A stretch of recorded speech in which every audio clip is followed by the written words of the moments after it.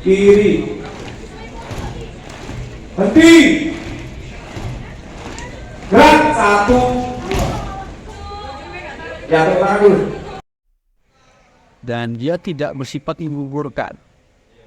Jadi artinya tidak ada punishment bagi siswa yang tidak mengikuti MPLS. Jadi kalau tahu dan dia hadir itu anulir, ya, tidak ada dasarnya. Jadi ya ketika dia masuk nanti hari Senin tanggal 17, tapi dia tidak ikut MPLS, ya tinggal kita bina, kita sesuaikan terhadap peraturan-peraturan yang ada. Oke. Kenalan apa? Ya, masa pengenalan lingkungan sekolah MPLS. Tapi kami ini selain MPLS, kami juga dipadu dengan Ladis. Jadi hari ini latihan kedisiplinan itu bersama dengan TNI. Dari TNI ini dari Koramil Kamboja. Berapa hari Pak? berapa? 1 hari dengan pihak TNI. Dan 1 hari nanti hari Sabtu dengan outbound, yaitu untuk bagaimana anak itu memiliki jiwa yang kuat, daya saing, dan mampu kerjasama, mengatur dirinya sendiri dan kerjasama dengan sesama kawannya. Itu melalui outbound. Nah, untuk mengenali lingkungan sekolah itu bersama Dewan Guru hari Kamis dan Jumat. Dibantu dengan Berapa siswa yang ikut NPLS hari ini Pak? besok FNLS, masa pengenalan lingkungan sekolah dengan siswa, dan hari Sabtunya ini itu. Dan bukan cara belajar, aturan-aturan sekolah, cara belajar, wiyata mandala, kemudian menguasai bagaimana aturan sekolah ini dilaksanakan, mulai dari kedatangan jam 6.40 sampai dengan jam kepulangan. Karena kita ini nanti akan melaksanakan 5 hari belajar sampai Jumat, maka kedatangan siswa itu jam 6.40 sampai pulangnya adalah jam 15.25. Apanya ya siswa sudah dalam persiapan, kemudian kita menyusun jadwal, dia rapat dengan Dewan Guru sudah kita laksanakan kemarin, pembagian tugas terhadap guru dan pegawai, dan hari ini kita mulai bagaimana mensosialisasikan dengan siswa melalui program Ladis dan MPLSI.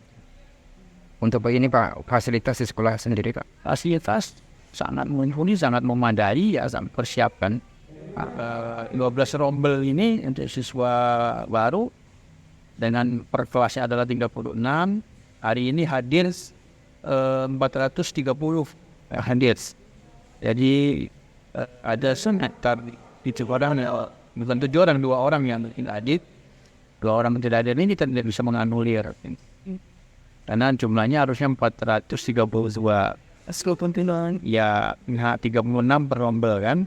Kali 12 sama dengan 400. Ini pun ada sesuai yang tidak mengikuti MPLS, itu memang tidak bisa kita degradasi, tidak bisa bertahan kembali, atau bisa kita coret, terforward pun tidak bisa.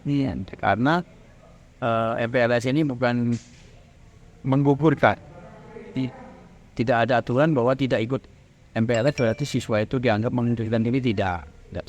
Apakah ada sanksi Pak yang siswa tidak ikut MPLS? Ya, nanti ketika dia masuk tanggal 17 yang mulai tahun ajaran baru, anak yang 2 orang itu tidak ikut MPLS, ya kita berikan pemahaman, kita juga orientasikan kepada aturan-aturan sekolah. Yang paling pokok adalah dia tahu kapan jam kedatangan dan kapan jam pulang, lalu proses di dalam cara belajar yang efektif, kemudian mengikuti proses pembelajaran tempat waktu, kemudian menguasai wawasan wiyata mandala sekolah kita.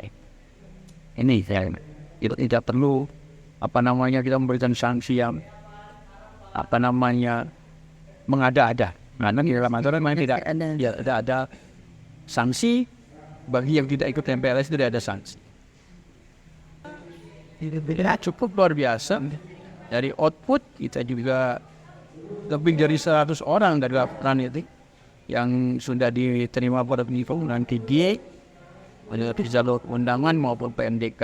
Itu prestasi yang output tahun ajaran 2022-2023. ke prestasi-prestasi ekskul, ya ada OSN, O2SN, kalau yang ini sedang berjalan ini FAS2N ini, insya Allah yang masuk sebagai pemenang insya Allah ya, karena ada kabar bahwa salah satu desain poster anak kita masuk di dalam nominasi sebagai juara.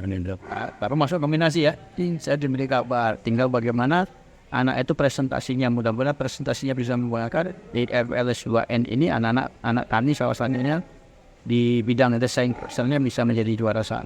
Untuk sebagainya. Mungkin ada target Pak ke depan. Target yang ada tentu ini akan lebih baik dari capaian tahun pelajaran 2023.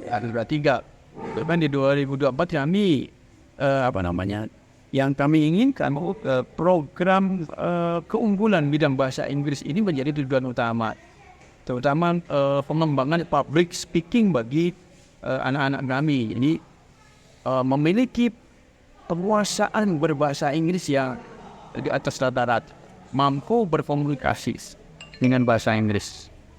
Anak-anak kami khususnya adalah kelas yang diunggulkan. Ada 2 kelas, yaitu 10.1 dan 10.2. Ini adalah hasil tes TOEFL mereka itu di atas 450 TOEFL ya. Ada yang sampai ini 597 TOEFL, padahal baru masuk kelas 10. Ini sudah mampu. Ada sekitar 27 siswa kami ini di tes TOEFL di global, itu TOEFL-nya sudah mencapai 590-an, yang tertinggi 597. Nah ini diharapkan linear atau berbanding lurus dengan kemampuan public speaking-nya. Artinya anak ini bahasa Inggris bukan sesuatu yang yang aneh, jadi menjadi komunikasi sehari-hari.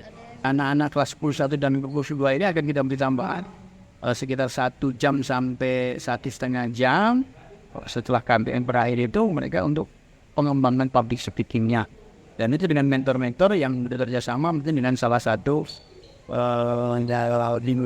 bimbingan atau salah satu bahasa Inggris yang ini.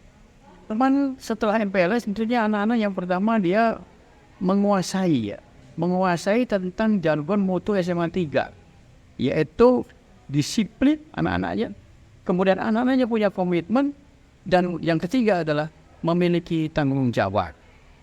Insya Allah kalau dia sudah disiplin, komitmen, tanggung jawab, pasti anak-anak ini kita berharap akan menjadi lebih baik dan bersinar ke depannya.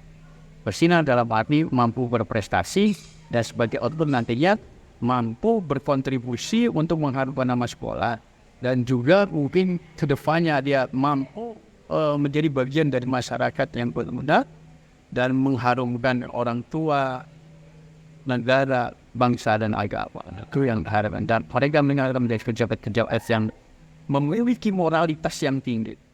Itu harapan kita.